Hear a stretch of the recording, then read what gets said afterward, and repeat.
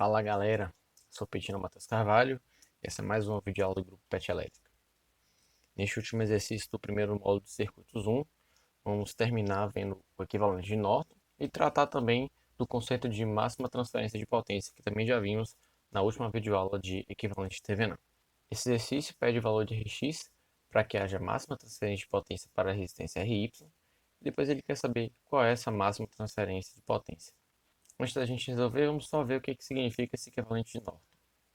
Se vocês conseguem se lembrar, na nossa videoaula de transformação de fonte, nós vimos que uma fonte de tensão em série com a resistência pode virar uma fonte de corrente em paralelo com a resistência. Lembrando que isso aqui foi uma tensão V, vamos ter aqui uma resistência R. Aqui vamos ter uma corrente I e a mesma resistência R. Lembrando que a gente faz esse equivalente utilizando o conceito da lei de Ohm. Então, o equivalente de Norton nada mais é do que o equivalente de TVNAM feita a transformação de fonte. Então, vamos ter uma corrente que a gente chama de corrente de Norton e aqui um R de Norton. Porém, esse R de Norton é o próprio RTH que a gente já tem. Então, calcular o equivalente de Norton ou calcular o equivalente de TVNAM, no fim das contas, é a mesma coisa.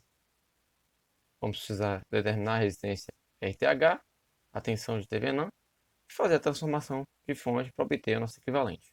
Então vamos realizar nosso equivalente. Como queremos aqui sobre esses terminais X e Y, que é onde está conectada a rede A, vamos esquecer essa resistência Y aqui por enquanto e encontrar logo o nosso VTH. Como aqui está a nossa referência, então esse ponto aqui a gente pode chamar de VTH. Como esse ramo aqui está em aberto, então não circula corrente por essa resistência. Então VTH também está aqui. Então já temos essa tensão nodal determinada aqui. Então vamos criar uma outra tensão nodal aqui. Vamos chamar ela de V1. Vamos escrever a tensão desses nós aqui para encontrar quem é cada nó. Ou melhor, para encontrar o nosso VTH. Então vamos atribuir correntes aqui para a direita, correntes para baixo, uma outra corrente para a direita. Como esse ramo aqui não tem corrente, não precisa atribuir corrente a este ramo. Este ponto aqui já é o próprio 100 volts. Vamos escrever agora a equação do nó V1.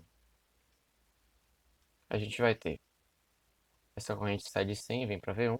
Então, 100 menos V1 sobre 2Rx menos essa corrente que sai do nó V1. Então, V1 sobre Rx. E essa outra corrente que também sai do nó V1. Então, menos V1 menos VTH dividido por Rx. A soma das correntes tem que ser igual a zero. Como a gente tem Rx no denominador de todas as parcelas, a gente pode ignorá-lo e a gente vai ter V1 que multiplica menos meio, menos 1, mais VTH que multiplica mais 1, e isso é igual a menos 50 volts. Então essa é a nossa primeira equação. Vamos escrever agora a equação do nó VTH, que na verdade não é só um nó, porque essa corrente que chega aqui, essa própria corrente 0,1 Vx que a gente está aqui. Mas se a gente escrever a equação do nó, vai dar no mesmo. Ficaria assim, a corrente que chega de V1 até VTH, então a gente tem mais V1 menos VTH sobre Rx tem que ser igual à corrente 0,1 Vx. Porque essa corrente, essa própria corrente 0,1 Vx que a gente tem aqui. Porém, Vx, olhando para a própria figura, a gente vê que Vx é V1 menos VTH. Então, substituindo, vamos ter V1 menos VTH sobre Rx é igual a 1 sobre 10 V1 menos VTH. Passando para o outro lado, a gente vai ter V1 que multiplica 1 sobre Rx menos 1 sobre 10 mais VTH que multiplica menos 1 sobre Rx mais 1 sobre 10. Isso é igual a zero. Se a gente colocar menos 1 em evidência nessa expressão aqui, a gente simplesmente vai trocar o sinal de todo mundo. Então aqui fica mais, aqui fica menos. Essa expressão é idêntica a essa, então a gente pode botar em evidência, dividir, e sobrar aqui V1 menos VTH é igual a zero. Logo V1 é igual a VTH. Como V1 é igual a VTH, e a gente quer descobrir quem é VTH, eu vou substituir V1 aqui por VTH e encontrar logo seu valor. A gente vai ter VTH que multiplica menos meio, menos 2, mais VTH, isso é igual a menos 50. VTH que multiplica menos 1,5, que é igual a menos 50. Portanto, VTH é igual a 33,3 volts. Agora que a gente encontrou o nosso VTH, falta a gente saber quem é RTH e terminar nosso equivalente. Percebam que VTH não dependeu de RX, tanto que a gente conseguiu encontrar um valor numérico para ele. Porém, na hora da gente determinar RTH, obviamente ele vai depender do valor de RX. Mesmo que haja uma proporção entre todas as resistências, esse RX vai aparecer no nosso RTH. Para determinar RTH, agora a gente tem aquelas três maneiras. Ou a gente desabilita todas as fontes independentes e faz associação entre as resistências. Porém, como a gente tem uma fonte dependente aqui, a gente não pode associar, então esse método não funciona. A gente pode conectar uma fonte fictícia a estes terminais, desativar as fontes independentes e aí sim encontrar qual é a tensão sobre esses terminais ou qual é a corrente que circula por essa malha, desde que a gente tenha uma fonte de tensão fictícia. Ou a gente pode curto-circuitar esses dois terminais, encontrar com essa corrente que vem do nó para o terra, que também é chamada de corrente de Norton, e a nossa resistência de Thevenin, ou resistência de Norton, vai ser o VTH que a gente encontrou, dividido por essa corrente de Norton. Lembrando que ao curto-circuitar, a gente não desativa as fontes independentes, a gente precisa delas excitando o nosso sistema para encontrar qual é a corrente que está circulando por aqui. Novamente, eu vou optar por colocar uma fonte fictícia de 1 volt e encontrar qual é a corrente gerada por essa fonte. Então, vou chamar ela de corrente I. Vamos ter aqui mais uma corrente que eu vou chamar de I1. Como para colocar as fontes fictícias, eu preciso ativar as fontes independentes, então sumir com a fonte de tensão é simplesmente criar um curto-circuito. E esse vai ser o nosso circuito que a gente vai analisar. De cara aqui a gente tem aqui 2RX, tem paralelo com RX.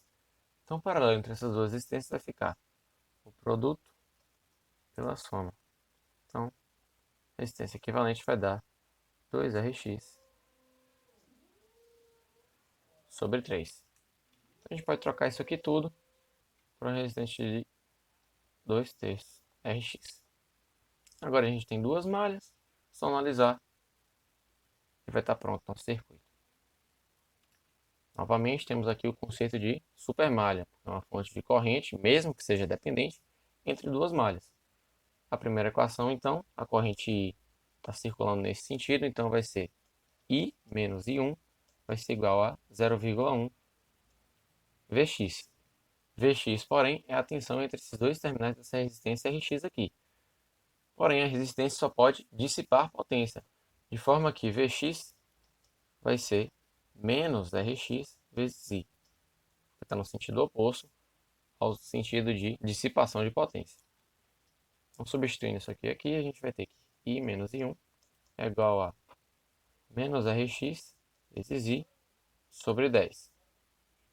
Passando para o outro lado, colocando em evidência, a gente vai ter que I multiplica 1 mais Rx sobre 10 mais I1 que multiplica menos 1 é igual a zero. Está aqui nossa primeira equação da nossa supermalha. Encontrando a segunda equação, é simplesmente escrever a soma das tensões de todas as tensões dessa supermalha aqui. Começando aqui pelo lado direito, a gente vai ter menos 1 volt mais 2RXI. Passando para outra malha, então agora a gente vai ter mais RXI1 mais 2 sobre 3RX vezes I1. E isso tem que ser igual a zero. Colocando na evidência, I que multiplica 2Rx mais I1, que multiplica 3Rx sobre 3, mais 2 terços de Rx. Isso tem que ser igual a 1. Então, só refinando aqui, a gente vai ter que I, que multiplica 2Rx, mais I1, que multiplica 5Rx sobre 3, é igual a 1. Dessa vez, a gente não pode cortar Rx, porque ele não está aqui nesse termo independente. Então, ele vai ter que ficar preso às nossas equações. Bom, como nossa variável de interesse é i e nosso sistema é composto por apenas duas variáveis, uma das formas de a gente resolver esse sistema é isolando i1 em uma das equações e substituindo na outra para encontrar quem é i. Existem N formas de se resolver esse sistema. Uma dessas formas é explicada por nós na videoaula de HP50G, que envolve matrizes e resolução de sistemas. Então dá uma conferidinha lá para ver se você se adapta também a esse modo de resolução de sistemas. Aqui, como nosso objetivo é o resultado, vou simplesmente isolar I1 numa equação e substituir na outra para encontrar quem é I. Então vamos fazer isso. Isolando I1 aqui, a gente vai ter que I1 vai ser 10i sobre 10 menos Rx. Ao substituir nessa equação, a gente vai ter I, que multiplica 2Rx, mais 10i sobre 10 menos Rx, que multiplica isso aqui tudo. Colocando I em evidência, a gente vai ter 2Rx, que multiplica 30 menos 3Rx, mais 50Rx, tudo isso dividido por 30 menos 3Rx. Isso aqui é igual a 1. Passando esse denominador para lá, multiplicando, esse aqui dividindo, a gente vai encontrar por fim que I é 30 menos 3Rx sobre menos 6Rx ao quadrado mais 110Rx. Pronto, encontramos I. Porém, o que a gente quer é a nossa resistência de Thevenin, que é simplesmente o valor da nossa tensão fictícia dividido pela corrente gerada por essa tensão. Como nossa tensão é 1 e a nossa corrente é o próprio I, nosso RTH vai ser simplesmente o inverso disso aqui. Então, vai ficar menos 6Rx quadrado mais 110Rx dividido por 30 menos 3Rx. Pronto, encontramos VTH, encontramos RTH, podemos montar agora nosso equivalente. A gente vai ter uma fonte de tensão de 33,3 volts, ou 100 sobre 3, tanto faz, em série com a resistência RTH, que é esse negócio todo aqui grandão. E tudo isso vai estar conectado a essa carga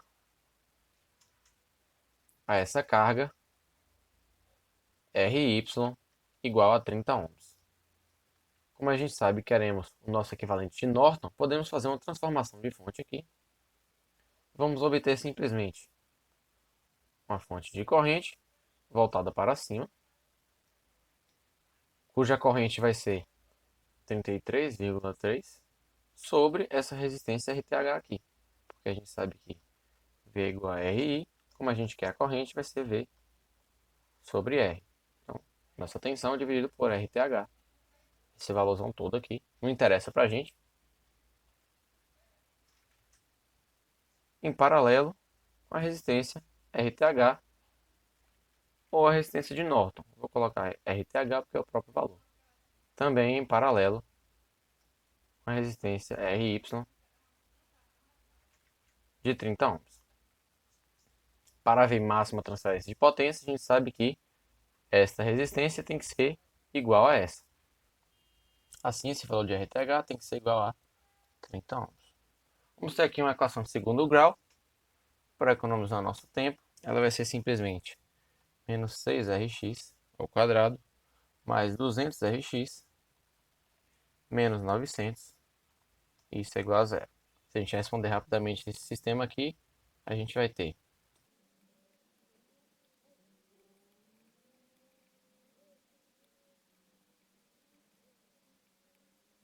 uma solução Rx, vai ser 5,36 ohms. Uma outra solução vai ser 27,97. Então, qualquer um desses valores Rx vai transferir a máxima potência para essa resistência RY. Então, para qualquer um desses dois valores, RTH vai ser igual a 30 ohms. Quando a gente tiver esse circuito aqui com RTH igual a 30, se você tiver preguiça ou não souber fazer um divisor de corrente ou divisor de tensão, você pode associar essas duas resistências aqui rapidinho. Duas resistências iguais de 30, então vai dar uma de 15. Isso aqui é 33,3 sobre 30. Então, a tensão sobre essa resistência aqui vai ser de 15 vezes 33,3 sobre 30. Então, vai ser 33,3 sobre 2, ou se você quiser, 50 sobre 3. Então, essa é a tensão sobre este terminal aqui. Agora que a gente já sabe qual é essa tensão, para a gente calcular a potência, temos inúmeras formas, onde uma delas que é a tensão ao quadrado sobre a resistência. Então, vai ser 50 sobre 3 ao quadrado dividido por 30, dá 2.500 sobre 9 sobre 30. Nossa potência vai ser 9,26 watts. Então pronto, está resolvida nossa questão. Fizemos nosso equivalente de Thevenin, transformamos para Norton, obtemos os valores de Rx para que houvesse máxima transferência de potência, e essa máxima potência transferida é 9,26 watts. Então é isso, pessoal. Aqui a gente termina esse primeiro módulo de circuitos 1. A partir da próxima videoaula vamos iniciar com circuitos RC, ou seja, circuitos de primeira ordem, onde vamos fazer toda a análise teórica e mostrar para vocês como também é fácil essa análise de circuito de primeira ordem. Espero que vocês tenham gostado e que vocês tenham aprendido, e a gente se vê na próxima. Valeu!